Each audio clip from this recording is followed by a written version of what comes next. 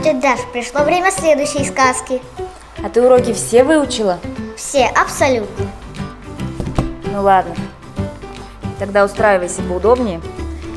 Сегодня мы с тобой отправимся в далекое путешествие на берега реки Камы. Я прочитаю тебе сказку про батыров из племени Чудь. А кто это такие, батыры? Батыры – это богатыри, люди, обладавшие огромной силой, а иногда и сверхспособностью. То есть как современные супергерои из комиксов? Ну, что-то типа того. Ну тогда это интересно. Еще как интересно. Это же не какие-то там зарубежные герои, а свои родные, которые жили когда-то на этой земле. В общем, слушай. Сказка называется «Батыры из племени Чудь». Когда, в какие далекие времена это случилось, никто сказать не может. Но только само собой разумеется, что и великанов Лангасаров уже на свете не было, и Инмар с Калдесином не появлялись больше людям.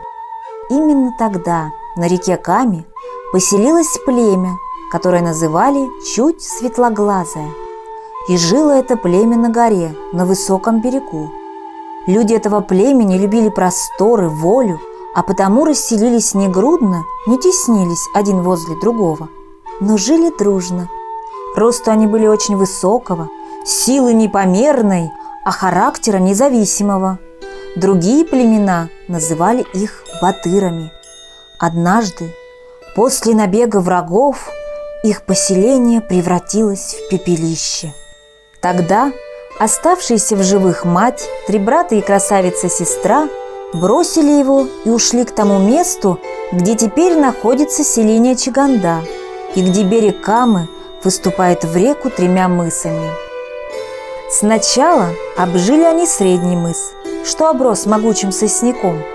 Построили здесь просторное жилище, обнесли изгородью загон для скота. Но недолго им жилось вместе, не хватило миру между братьями. Пошли у них ссоры и раздоры, потому что очень уж не похожи были друг на друга три брата и обличьем, и характерами.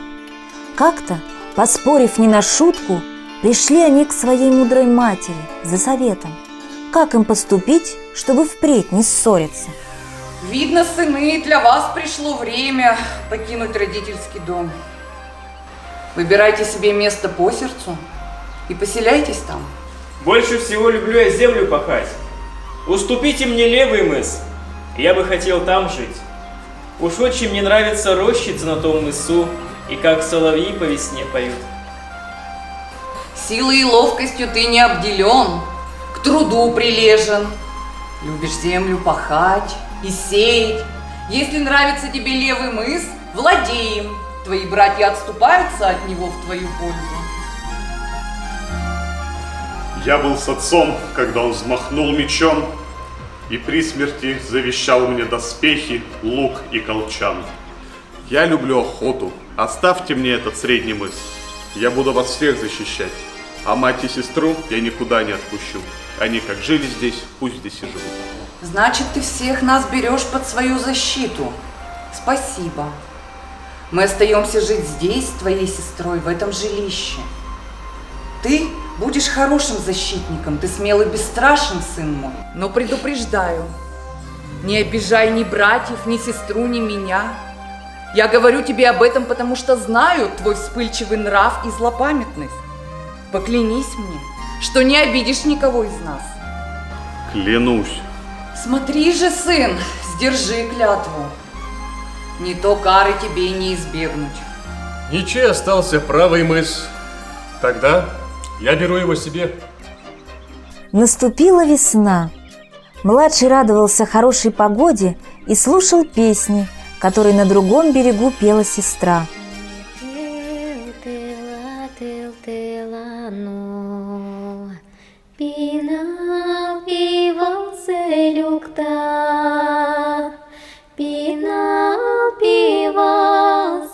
И тогда все, казалось, смолкало, прислушиваясь к нежным звукам ее голоса.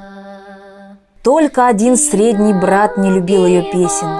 В них не было ни жажды мести, ни ненависти. Была только одна чистая любовь. Он, обрывая пение, громовым голосом звал сестру домой. Не нравилось ему и то, что сестра часто навещала младшего брата. Он бы и вовсе запретил ей ходить к нему, если бы не боялся матери. Старший брат ранним утром покидал жилище и отправлялся во враг, в ближний лес, собирал там травы. Под вечер он также тихо возвращался с пучком трав.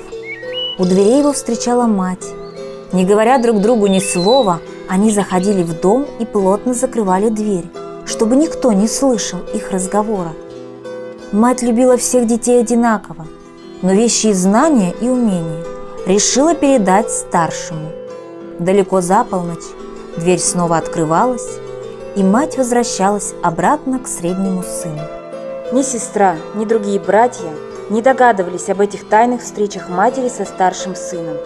Ничего не знали они о том, чем занимается их брат, которого они почти не видели с той поры, как отделились. Так они и жили, пока жива была мать. Но вот ее не стало. Горько оплакивал мать младший сын, самый сердечный из братьев. Но горше того плакала сестра. Не стало матери, больше некому заступиться за нее, некому защитить ее от притеснений среднего брата. Знала сестра, что средний брат при первом же удобном случае расправится с младшим за то, что он ее любимый брат. После похорон умолкли песни на левом мысу, и сестра больше туда не заходила, чтобы не гневить среднего брата. Лишь когда средний брат уходил далеко охотиться, то перекликалась она с любимым братом.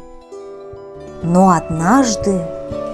Ах, вы опять видитесь, нарушая мой запрет. Я положу этому конец. В гневе схватил он лук, вытащил стрелу из колчана и хотел пустить ее в брата. Тот испугался, бросился с мыса в каму и поплыл. Средний собрался было пустить стрелу в плывущего, но передумал. Жаль стало стрелы. Все равно ведь утонет. Не переплыть ему полноводные камы, подумал он. И что, он утонул? Нет, он все же переплыл реку и поселился на ближайшем холме. Ух, слава богу. Что ж так пугать-то? Я ж переживаю. Да ты не переживай, это сказка со счастливым финалом. И сказал средний брат насмешливо своей сестре. Вот, не захочется теперь больше бездельничать и песни петь. Будешь теперь работать, старший все равно за тебя не вступится. Да и оружия у него нет. Днем сестра уходила на высокую гору над пещерами, откуда хорошо был виден холм, приютивший младшего, и вглядывалась вдаль, пытаясь его увидеть. Однажды кто-то подошел к ней и осторожно положил руку на плечо. Не таись, сестра. Может, я смогу помочь в твоей беде. Да никто не сможет помочь моей беде. Средний брат сильнее вас обоих. Век мне жить у него в неволе. Разве ты поможешь убежать мне от него? Он и тебя убьет. Хочешь убежать от него? Это очень просто, я помогу. У тебя не получится. У тебя нет лодки. Он спрятал ее далеко в лесу. У тебя не хватит сил, чтобы донести ее к воде. А если он тебя увидит, то пустит стрелу прямо в сердце. Сестра, ты где? Уходи, брат, уходи. Если он Не тебя бойся. увидит, то убьет. Не бойся. Теперь ничего не бойся.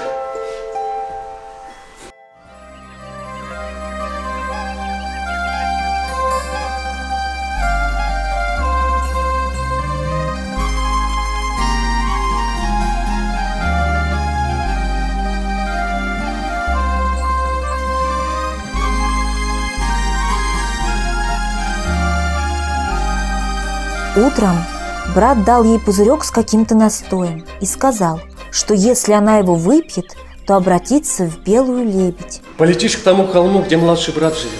Там и искупайся в ключе, что под холмом течет. И снова обернешься девушкой. Средний брат всю ночь искал сестру. Утром вышел на мыс, а над ним белая лебедь летит и кричит. Прощай, постылый брат! Тут он догадался, что это не лебедь, а его сестра улетает от него. Рассердился и пустил в нее стрелу.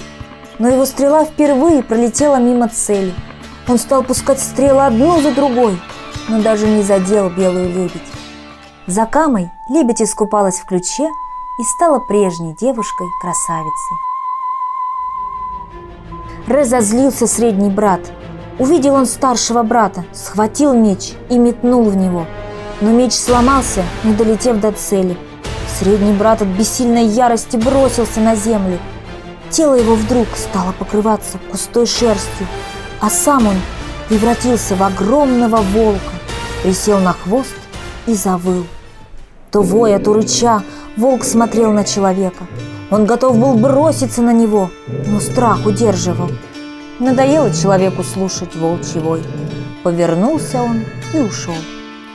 Тогда волк побежал к пещерам, где были запрятаны несметные богатства, оставшиеся еще от отца с матерью.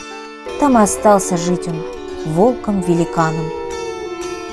По ночам вой этого волка наводил страх на все живое вокруг. Старший брат тоже не остался на своем мысу и вскоре перебрался на другой берег Камы и поселился на дальнем холме.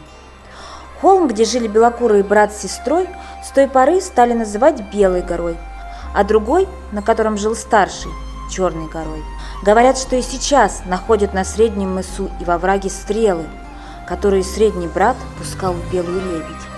Встречали искатели кладов и волка, охраняющего вход в пещеры напротив устья реки Белой, где сокрыты богатства братьев племени Чуть.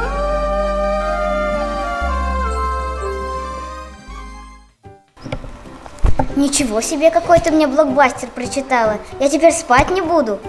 Какая же ты у меня впечатлительная, Лад. Ну ладно, тогда не будем больше читать, раз ты боишься. Не-не-не, ничего, я не боюсь. Давай дальше читать. Ну, дальше будем читать Завтра? завтра. До следующей сказки.